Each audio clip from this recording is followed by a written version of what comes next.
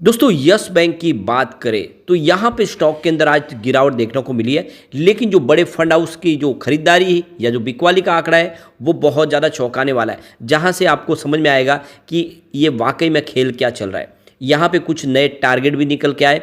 इसके अलावा banking sector को लेकर कुछ बड़ी अपडेट और निकल के आ रही है। अब यस बैंक अपने प्रॉफिट को बढ़ाने की तरफ ध्यान दे रही है, अपने बिजनेस को बढ़ाने पे ध्यान दे रही है, और इसका उदाहरण आपको इस वीडियो के माध्यम से मिल जाएगा किस तरह से यस बैंक अब एक के बाद एक जो फैसले कर रही है, जिससे यस बैंक का कारोबार है जो बिल्कुल पटरी पे आता हुआ दिखाई देगा। और जो पीछे रह गए कुछ 2-3 साल, वो सारी रिकवरी होते हुए आने वाले समय ये प्राइवेट सेक्टर की टॉप 5 बैंक में शामिल हो सकती है। तो यहाँ पे इन सारी बातों को समझेंगे और जानने की कोशिश करेंगे क्या लॉन्ग टर्म के नज़रिए के लिए यस बैंक में इन्वेस्टमेंट किया जा सकता है। लेकिन फ्रेंड, उससे पहले अगर आप पहली बार हमारे चैनल पे आए तो चैनल को सब्सक्राइब कर दीजिए, एक बेल आइकॉन दबा दीजिए ताकि जब भी नया वीडियो बने पहला नोटिफिकेशन आपको मिले। वीडियो पसंद आए तो लाइक से जरूर कीजिए। चलो फ्रेंड्स, वीडियो स्टार्ट करते हैं। मैं हूं आपका दोस्त SB दवे और हमारे अपने चैनल ऑनलाइन कमाई में आपका बहुत बहुत स्वागत है। तो सबसे पहले यस बैंक के कारोबार की बात कर ले तो आज स्टॉक की शुरुआत तो बिल्कुल फ्लैट हुई 22.50 पर, जो क्लोजिंग थी फ्राइडे की। अब आपको ये पता ही होगा कि बाजार की शुरुआत आज गिरावट के साथ हुई और इंट्राडे में बहुत ज़बरदस्त गिरावट हुई, और वो गिरावट सारी रिकवर भी हुई, यानी सेंसेक्स तो ग्रीन हो गया, लेकिन जो मिड कैप है उनमें बहुत ज़्यादा गिरावट देखने को मिली, वो रिकवर ज़्यादा हो नहीं पाए। तो यहाँ पे 22.5 का इंट्राडे का इसने हाई बनाया, लेकिन जो लो है वो 21.85 का, यानी 22 का स्तर आज टूटा। लेकिन गनीमत ये रही कि जो रिकवरी हुई कुछ निचले लेवल से, और क्लोजिंग 22.30 के आसपास हुई है, जहाँ पे 0.89% की गिरावट देखने को मिली, यानी गिरावट 1% से नीचे रही। अब इसके वॉल्यूम को देखें तो लगभग एक जैसे वॉल्यूम में कामकाज हो रहा है, और काफ़ी भारी वॉल्यूम में कामकाज पिछले कई दिनों से हो रहा है। पिछले एक महीने में इसका 34 करोड़ का वॉल्यूम था, 12 करोड़ की डिलीवरी उठाई गई थी। 1 वीक पहले 32 करोड़ का वॉल्यूम हुआ, 11 करोड़ की डिलीवरी उठाई गई, और फ्राइडे को 28 करोड़ का वॉल्यूम हुआ था। 8 करोड़ का डिलीवरी बेस काम हुआ, तो आज 29 करोड़ का ज़बरदस्त वॉल्यूम हुआ है। अब यहाँ पे जो बड़ी अपडेट निकल के आ रही है, यहाँ पे मार्केट एक्सपर्ट की तरफ से कुछ स्टॉक सजेस्ट किए जिसमें आपको अच्छा टारगेट देखने को मिल सकता है, खरीदारी की जा सकती है, जिसमें यस बैंक शामिल है, सुजलॉन एनर्जी और अदानी पावर, ये स्टॉक यहाँ पे दिखाए जा रहे। तो आप देख सकते हो कि अरियंत कैपिटल की तरफ से यहाँ पे इन शेयरों में खरीदारी की सलाह है, जिसमें सबसे पहले इन्होंने अदानी पावर को सजेस्ट किया है, जिसका टारगेट 641 के आसपास है, और आपको इसमें स्टॉप लॉस 580 का लगाना है। 661 के आसपास जाने की संभावना बनेगी, 641 से 661। अब यहाँ पे यस बैंक को लेकर भी खरीदारी की सलाह दी है। तो अरियंत कैपिटल का कहना है कि हम काफ़ी समय से यस बैंक के स्टॉक को ऑब्जर्व कर रहे हैं, और अभी ये दिख रहा है कि यह स्टॉक अपने 20 DMA SMA के आसपास आ चुका है, और डेली चार्ट पैटर्न पर यहाँ से एक स्विंग की संभावना बन रही है, यानी स्टॉक यहाँ से बाउंस बैक दे सकता है। यहाँ पे अगर इस लेवल पे आप खरीदारी करें तो अपसाइड बहुत जल्द अच्छा देखने को मिल सकता है। तो यहाँ पे देख सकते हो कि उन्होंने इसमें आपको 26 से 28 के टारगेट दिखाए, यानी स्टॉक 28 तक जा सकता है। 20 रुपये का स्टॉप लॉस लगा देना है। तो 20 रुपये के नीचे जाएगा तो गिरावट की संभावना बिल्कुल दिख ही रही है कि पैनिक सेलिंग भी शुरू हो सकती है। तो यहाँ पे खरीदारी की जा सकती है, 28 रुपये तक जाता हुआ दिखाई दे सकता है, यह अरियंत कैपिटल का कहना है। अब आप देख ही सकते हो कि पिछले हमने 2 सालों में देखा है कि यस बैंक दूसरी बैंकों के मुकाबले FD इंटरेस्ट सबसे ज़्यादा प्रोवाइड कर रहे थे, लेकिन अब यस बैंक ने अपनी रणनीति बदली है। अब वो अपने प्रॉफिट को बढ़ाने की तरफ ध्यान दे रहे हैं, अपने बिजनेस को मजबूत करने की तरफ ध्यान दे रहे हैं। तो यहाँ पे 8 जो बड़ी बैंक है वो सीनियर सिटीजन को जो ब्याज दे रही है, उससे आपको अच्छे से समझ में आएगा। तो DCB बैंक की तरफ से देखें तो जो सीनियर सिटीजन है उनको 8.6% का ब्याज प्रोवाइड किया जा रहा है 25 महीने से लेकर 26 महीने की मैच्योरिटी के लिए। अब यहाँ पे देख दो कि IDFC फर्स्ट बैंक की बात कर ले तो यहाँ पे जो 500 दिनों की मैच्योरिटी पे जो FD के ऊपर जो ब्याज दिया जा रहा है सीनियर सिटीजन को, वो 8.5% है। बंधन बैंक की बात करें तो बंधन बैंक यहाँ पे 1 वर्ष तक के लिए मैच्योरिटी के ऊपर 8.35% का ब्याज प्रोवाइड कर रहे हैं अपने जो कस्टमर है उनको। अब इंडसइंड बैंक की बात करें तो यहाँ पे 8.25% का ब्याज दिया जा रहा है अपने कस्टमर को 2 वर्ष तक जो भी मैच्योर होने वाली FD हो उसके ऊपर।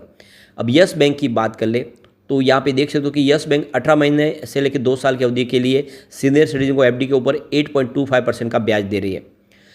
तो ये क्लियरली आप समझ सकते हो कि दूसरी बैंकों के मुकाबले अब यस बैंक जो इंटरेस्ट रेट है प्रोवाइड करे सीनियर सिटीजन को, वो थोड़ा सा आपको कम दिखाई देगा। इससे मुकाबले दूसरी बैंकों ने ज़्यादा दिया, जिसमें बंधन बैंक का इंटरेस्ट रेट ज़्यादा है, IDFC फर्स्ट बैंक इनसे ज़्यादा है, 8.5% के आसपास सीनियर सिटीजन को ब्याज दे रही है।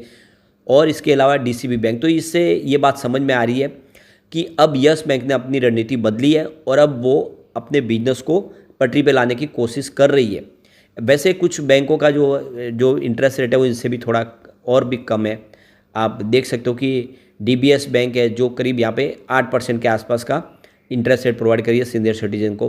करूर वैश्य बैंक का भी 8% के आसपास है और तमिलनाडु बैंक का भी 8% के आसपास है।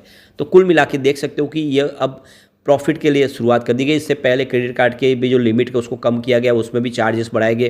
तो आने वाले में यस बैंक को अब ज़बरदस्त प्रॉफिट की संभावना बन रही है। अब एक जो बड़ी अपडेट निकल के आ रही है कि प्राइवेट सेक्टर के जो बैंक है अभी भी वो अंडर वैल्यू है। पिछले 1-2 सालों में जो परफॉर्मेंस दिखाई है वो PSU स्टॉक ने काफ़ी अच्छी दिखाई। PSU बैंक का प्रदर्शन काफ़ी अच्छा रहा। इंडेक्स 114.8% दौड़ा है, जबकि यहाँ पे प्राइवेट बैंक का जो इंडेक्स है वो मात्र 70.4% ही दौड़ा है। तो उस हिसाब से देखें तो प्राइवेट सेक्टर की बैंकों का जो प्रदर्शन है वो काफ़ी कम रहा है। तो मार्केट एक्सपर्ट का कहना है कि इस समय आपको सरकारी बैंकों में निवेश करने की बजाय आपको प्राइवेट सेक्टर की अच्छी बैंकों को चुनना चाहिए, उनमें निवेश करें। इनमें आने वाले समय एक अच्छी तेज़ी की संभावना बनेगी, क्योंकि जैसे ही सरकार का गठन होगा उसके बाद में नए प्रोजेक्ट शुरू होंगे और ऐसे में जो फाइनेंस प्रोवाइड करने का जो काम हो बैंकों की तरफ से ही होगा।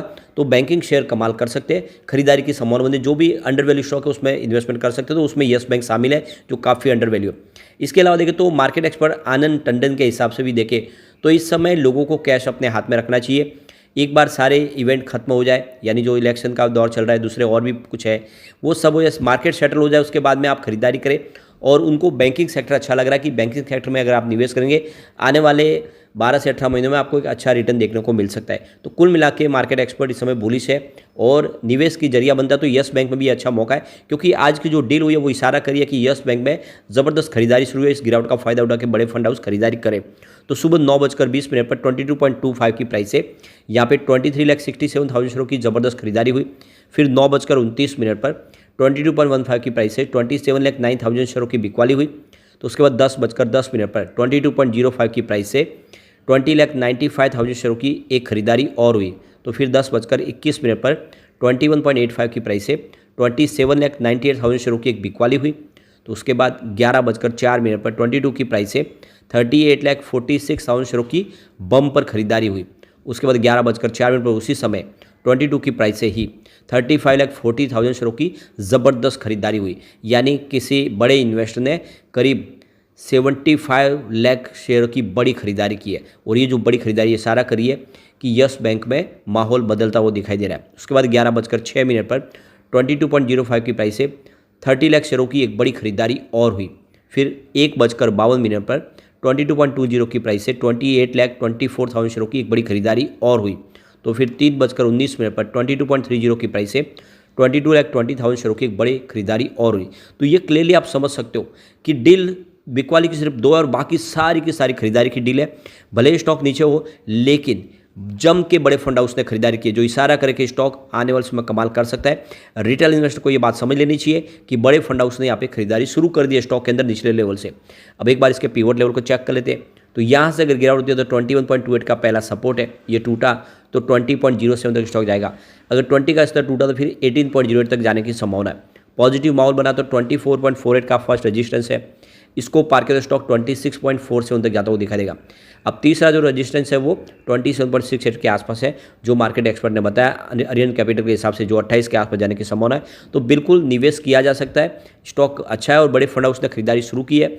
जल्दी यहाँ पे एक अच्छी तेज़ी शुरू होगी, रिजल्ट काफ़ी बेहतर रहे और अब जो फैसले हैं वो भी काफ़ी फेवरेबल है बैंक के फाइनेंशियल सेहत के लिए। लेकिन फ्रेंड, कोई भी इन्वेस्टमेंट करने से पहले अपने फाइनेंशियल एडवाइजर से बड़े ले ले या अपना खुद का रिसर्च करें, क्योंकि मैंने वीडियो आपके एजुकेशनल पर्पज़ के लिए ही बनाया। वीडियो पसंद आए तो लाइक से जरूर कीजिए और चैनल को सब्सक्राइब कर दीजिए। Thank you friend.